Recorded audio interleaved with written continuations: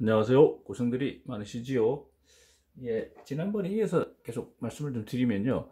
지구의 반사 능력이라는 게 있습니다. 알베도로 해가지고, 여기 보면, 물질 표면의 반사 능력에서 지표의 상태 반사 능 해서 이렇게 있는데요.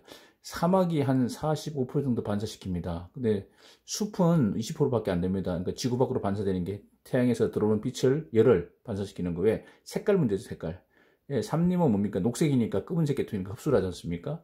그 다음에 농지, 초목도 반사를 많이 못합니다. 그런데 보시면, 물은 이제 위도에 따라 좀 차이가 나고요. 신설, 금방 내린 눈, 하얀색이니까 반사를 엄청 많이 하죠. 95% 정도. 그래서 구름 같은 것도 반사를 하고요. 그래서 이렇게 사막은 색깔이 노란색이니까 노란색이 좀 더 반사가 많다는 얘기죠. 그런 개념으로 좀 참고로 보시면 될 것 같고요. 이건 기후변동 시뮬레이션이라고 이 자료에 나와 있는 내용인데 이것도 참고로 그냥 보시면 될 것 같습니다. 이곳은 CO2 배출량이 추이를 해가지고 아까 그 아이스코어 데이터도 봤습니다만은 요거는 이제 원래 원시 지구에는 약 330ppm 있다고 되어 있었습니다. 근데 이거는 아마 이렇게 추정해서 한 것 같고요. 산업혁명 이후로 이렇게 급증하고 있다는 것을 나타낸 그림이 되겠습니다. 그 앞에 잠깐 보셨는데 보시면 지구 원시 지구에는 0.033%니까 1%는 1000ppm이잖아요. 곱하기 만하면 330ppm. 그러니까 원시 지구에는 330ppm이 있다는 거 이거 좀 참고로 알아둘 필요가 있을 것 같습니다. 자, 이거 혹시 보신 분 계시죠? 이건 대기 중 이산화탄소 농도 350ppm 유지하자 이렇게 350 유지하자 이렇게 환경단체에서 하고 있는데 결국 앞에 보시면 이거죠. 보시면 이게 앞에 보셨고 예 보시면 예, 아이스코어 데이터 쪽에 한번 보실까요? 앞으로 넘어가 보겠습니다. 아이스코어 데이터 앞에 보시면 이거 보시면 계속 넘어가고 있는데요. 지금 2000년도에 370인데 현재까지면 한 400 가까이 넘었다고 봐야 되지 않습니까? 350만 맞추자. 원래 350인데 350급 넘어가지 않도록 줄이자 이런 얘기지 않습니까? 이렇게 해서 CO2를 줄이자 이런 말씀을 이제 계속 이제 하고 있는 걸 보여드리고 있고요. 요거 혹시 보세요. 술 좋아하시는 분들 보시면 참 깨끗한 공기 350 캠페인이라고 하고 있습니다. 이것도 마찬가지로 지구온난화 원인 CO2를 350ppm으로 줄여 이렇게 해서 전 세계적으로 이렇게 환경단체에서는 이렇게 하고 있습니다. 참고로 좀 보시면 될 것 같고요. 그 다음에 세계 주요국의 CO2 배출량 비교이 좀 오래된 자료입니다만은 현재 거의 뭐 좀 차이가 조금 있을 겁니다만 대략 보시면 중국하고 미국, 일본 이렇게 돼 있었고요. 그 다음에 에너지 기원의 CO2 배출량 보시면 2007년도인데 290억 톤인데 우리 한국도 있죠. 한국도 한 2% 정도 전 세계에서 이렇게 배출하고 있다. 이런 참고로 보시고요. 그 다음에 에너지 기원 CO2 배출량 실적과 전망 보시면 석탄이 제일 많습니다. 석탄이 CO2가 제일 많이 나오고요. 그 다음에 석유, 가스. 그래서 가능하면 이제 CO2를 줄이기 위해서는 석탄보다는 석유를 쓰는 게 좋고요. 석유보다는 가스를 쓰는 게 좋은데 그것보다 근본적으로 이걸 다 지금 금방 동시에 스톱할 수가 없기 때문에 CCS를 해서 지난번에 말씀드리지만 카본 캡처 스토리지를 이렇게 CCS를 해서 CO2를 캐치해서 우리가 잡는 그런 개념을 좀 도입해야 될 것 같습니다. 근데 문제는 뭐냐면 CO2를 잡아가지고 만약에 이런 탱크에다가 CO2를 저장하면 안 되겠죠. 지상에다가. 왜냐면 이게 지진이라든가 어떤 실수로 해서 깨지면 지금까지 모아놨던 게 다 날아가니까 완전히 큰일 나겠죠. 그래서 이렇게 하면 안 되고 CO2를 캡처한 다음에 얘를 그 땅속 깊은 곳, 우리 폐유전 같은 데 있잖아요.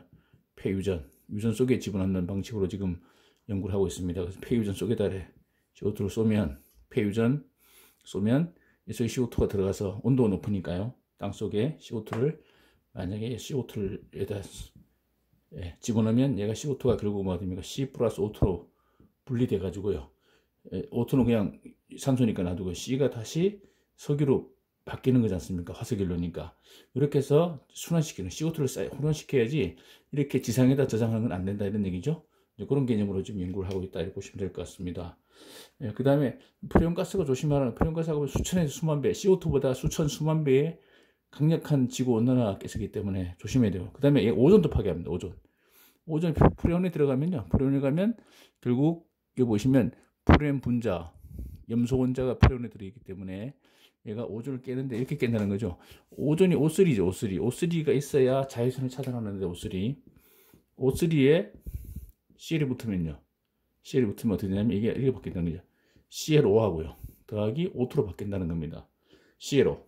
그러니까 CL이 한 마리 뺏어가고 산소를 그러니까 ClO가 뺏어가고 그러니까 오존이 사라진 거죠. 깨져버렸어요. 그냥 산소는 자외선 차단이 안 되지 않습니까? 그래서 온난화 플러스 오존 파괴. 이게 아주 오존 파괴하는 아주 프레온, 아주 위험한 물질이고 항상 기억하시고 쓰지 않도록 이렇게 해야 될 것 같습니다. 자, 근데 이제 좀 다행스러운, 그 중에서 다행스러운 얘기 하나 있습니다. 북반구는 좀 다행이다. 남반구보다. 지금 우리 대한민국은 북반구 있지 않습니까? 북반구는 제트기류가 있어가지고 오존 구멍이 거의 없다고 그럽니다.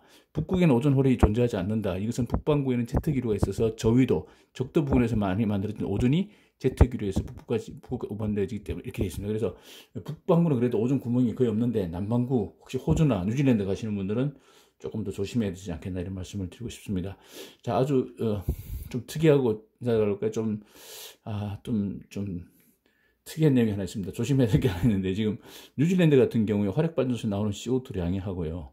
소나 양이 트림을 합니다. 얘들이 이제 먹는 게 결국은 풀 먹죠. 풀을 먹으면 풀 먹고 나서 트림하면 메탄이 나옵니다. 메탄. 기억나시죠? CO2 대 메탄 비율. CO2가 1이면 CH4 메탄은 23배입니다. 23배. 지구 온난화 계수.